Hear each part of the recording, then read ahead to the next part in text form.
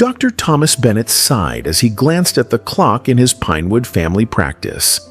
8:47 p.m. The last patient of another long day should have been here by now.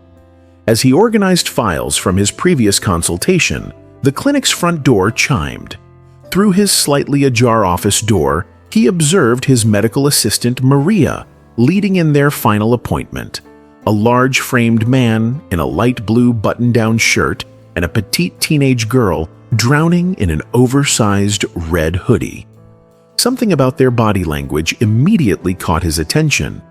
The girl, who Maria's clipboard identified as Sophie Eagle, moved with unnatural stiffness, her eyes locked on the floor. The man, Victor Eagle according to the chart, kept a firm hand on his daughter's shoulder, guiding her with unnecessary force into the examination room. During the initial consultation, Dr. Bennett noted disturbing patterns. Sophie refused to make eye contact, her fingers nervously picking at the hem of her hoodie. When he asked about her symptoms, Victor answered before she could open her mouth. She's been having morning sickness, fatigue, some abdominal pain, he stated matter-of-factly, his grip tightening on Sophie's shoulder when she shifted uncomfortably. The story about a teenage boyfriend fathering the pregnancy felt rehearsed, delivered with Victor's eyes darting around the room rather than meeting the doctor's gaze. The ultrasound revealed far more troubling details than typical teenage pregnancy. As the transducer moved across Sophie's abdomen, Dr. Bennett's experienced eyes immediately recognized the signs. The fetus measured small for 28 weeks gestation. The placental blood flow appeared restricted, and the heartbeat showed irregular patterns. When he voiced his concerns about potential intrauterine growth restriction and the need for immediate hospital evaluation, Victor's reaction was disproportionate. His face darkened, his posture became defensive.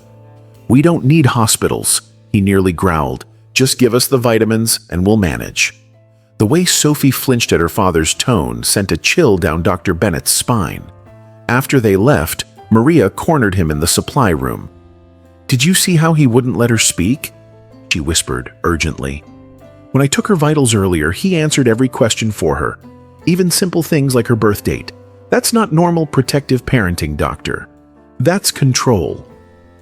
Though Dr. Bennett initially defended Victor as just being an overbearing father, Maria's words haunted him as he closed up the clinic that night. Unable to shake his growing unease, Dr. Bennett found himself driving past Victor's house, just 3 homes down from his own in their quiet suburban neighborhood. The lights were on, and through the window he could see Victor moving about the living room alone. When he knocked under the pretense of checking on Sophie's condition, Victor's story about her being at the hospital with her mother rang false. His eyes darted nervously, his explanations inconsistent. The pieces didn't fit.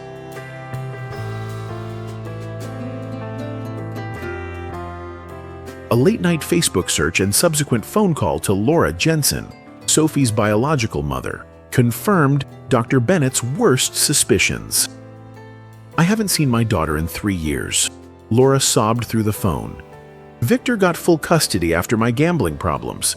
He took out a restraining order claiming I was unstable. Please, if something's wrong with Sophie..." The raw panic in Laura's voice erased any remaining doubts. Returning to Victor's house with newfound determination, Dr. Bennett was surprised when Sophie herself answered his insistent knocking. In the split second before Victor appeared behind her, Sophie pressed a small bundle of folded photographs into the doctor's hand, her eyes screaming a silent plea. The images, when he later viewed them in his car under the dim dome light, were stomach-turning, graphic evidence of systematic abuse, with Victor clearly visible in every frame. The horrifying truth crystallized. Sophie's pregnancy resulted from years of abuse by her own father, carefully hidden behind closed doors. The subsequent 911 call set in motion a tense police standoff. When officers arrived, Victor dragged Sophie to the roof in a desperate bid to escape. The neighborhood echoed with Sophie's gut-wrenching scream. She kicks when she hears his voice. I hate that she responds to him. Moments before, Victor shoved her toward the edge. Time seemed to freeze as Sophie tumbled through the air, only to be caught by the emergency airbag deployed below. The simultaneous shouts of officers tackling Victor mixed with Laura's anguished cries as she arrived on scene, having raced there after Dr. Bennett's warning call. In the hospital's sterile fluorescence, Sophie's quiet confession painted a picture of unimaginable horror. The specially constructed basement room where Victor isolated her, the carefully maintained facade of homeschooling to explain her absence from society, the systematic erosion of her connections to the outside world. Laura clung to her daughter's hand as if letting go might make her disappear again, her tears soaking the hospital gown where Sophie's pregnant belly protruded. Dr. Bennett monitored the fetal heart rate with professional detachment, though his hands trembled slightly. The baby, conceived in violence, nurtured in captivity, now fought for survival in a world that had already failed its mother so profoundly. The steady beep of the monitor offered tentative hope as Sophie's condition stabilized under the watchful eyes of specialists. As dawn painted Pinewood in pale gold light, Dr. Bennett wearily exited the hospital. Passing Victor's now police-taped house, the ordinary suburban facade seemed grotesque in its normalcy. Just another house on just another street, hiding unspeakable darkness behind its trimmed hedges.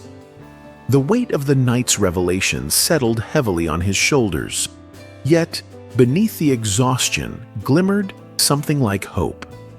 Sophie's parting words, "You listened when no one else did," echoed in his mind, a reminder that even in the face of profound evil, simple human decency could still change lives. The road ahead would be long: legal battles, intensive therapy, the challenges of a teenage mother and her trauma-conceived child. But for the first time in years, Sophie and her unborn daughter had something they'd been denied for so long: a fighting chance. As Dr. Bennett turned the key in his own front door, the weight of his white coat, both burden and privilege, had never felt more significant. Some cases went beyond medicine. Some wounds required more than stitches and prescriptions. Healing, he realized, sometimes began with nothing more complicated than bearing witness and having the courage to act on what you saw.